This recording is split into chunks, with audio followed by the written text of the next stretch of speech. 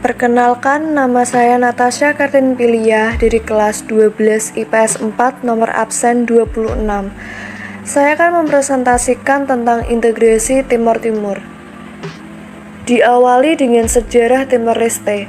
Sejarah Timor Leste berawal dengan kedatangan orang Australoid dan Melanesia. Orang dari Portugal mulai berdagang dengan Pulau Timor pada awal abad ke-15 dan menjajahnya pada pertengahan abad itu juga. Setelah terjadi beberapa bentrokan dengan Belanda, dibuat perjanjian pada 1859 di mana Portugal memberikan bagian barat pada pulau itu. Jepang menguasai Timor Timur dari 1942 sampai 1945. Namun, setelah mereka kalah dalam Perang Dunia II, Portugal kembali menguasainya. Pada tahun 1975, ketika terjadi revolusi bunga di Portugal dan gubernur terakhir Portugal di Timor Leste, Lemos Pires, tidak mendapatkan jawaban dari pemerintah pusat di Portugal untuk mengirimkan bala bantuan ke Timor Leste yang sedang terjadi perang saudara. Maka Lemos Pires memerintahkan untuk menarik tentara Portugis yang sedang bertanding di Timor Leste untuk mengevakuasi ke Pulau Kambing atau dikenal dengan Pulau Atauro.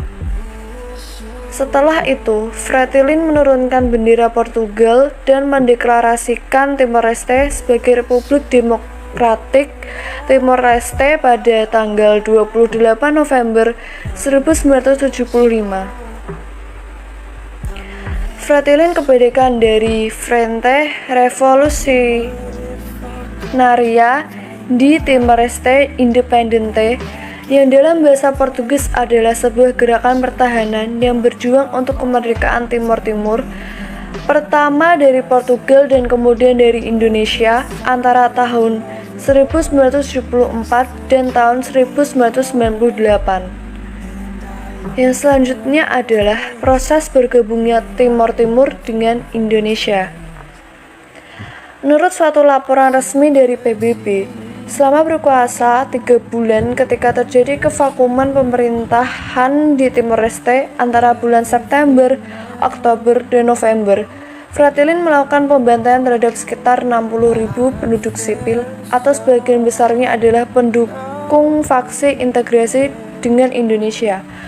Dalam sebuah wawancara pada tanggal 5 April 1977 dengan Sydney Morning Herald, Menteri Luar Negeri Indonesia Adam Malik mengatakan bahwa jumlah korban tewas berjumlah 50.000 orang atau mungkin 80.000. Tak lama kemudian kelompok pro-integrasi mendeklarasikan integrasi dengan Indonesia pada 30 November 1975 dan kemudian meminta dukungan Indonesia untuk mengambil alih Timor Leste dari kekuasaan Fretilin yang berhaluan komunis. Ketika pasukan Indonesia mendarat di Timor Leste pada tanggal 7 Desember 1975, Fretilin didampingi dengan ribuan rakyat mengungsi ke daerah pegunungan untuk melawan tentara Indonesia.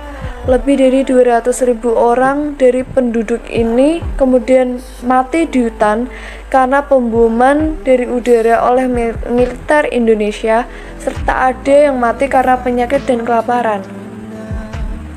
Banyak juga yang mati di kota setelah menyerahkan diri ke tentara Indonesia. Namun tim Palang Merah Internasional yang menangani orang-orang ini tidak mau menyelamatkan semuanya. Yang selanjutnya adalah kondisi Timor Timur setelah bergabung dengan Indonesia. Pemerintah Indonesia selalu mengurus mobilitas Pulau Jawa, di mana penduduknya paling banyak tanpa memperdulikan pulau-pulau lain di luar Jawa, termasuk Timor Timur. Tidak hanya itu, pemerintah juga hanya mengurus kekayaan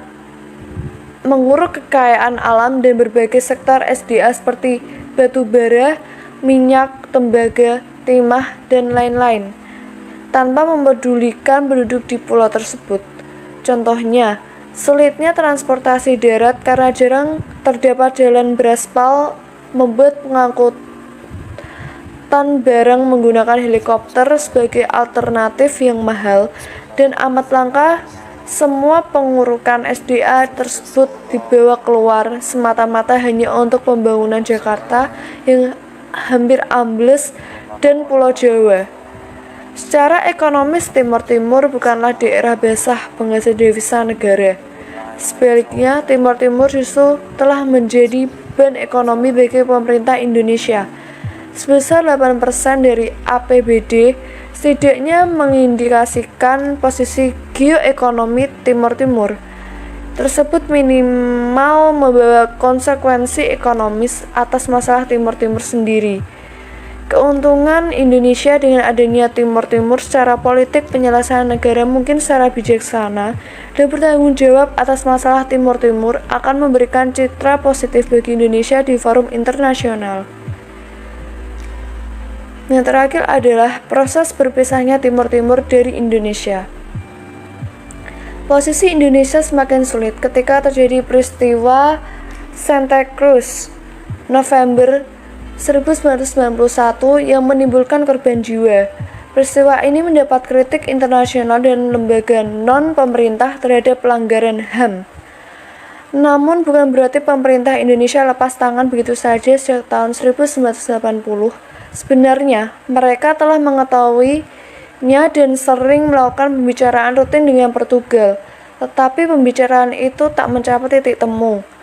Hingga pemerintahan Soeharto mengundurkan diri dari tempuk kekuasaan, kemudian B.J. Habibie menggantikan mantan Presiden Soeharto, mau tidak mau turun tertimpa masalah dan berbagai krisis, termasuk proses disintegrasi di Timor Timur, yang merupakan warisan orang yang mengajarkan sekaligus mendidiknya untuk berpolitik itu. Sekian presentasi dari saya, terima kasih, mohon maaf jika ada kata-kata yang salah. Terima kasih.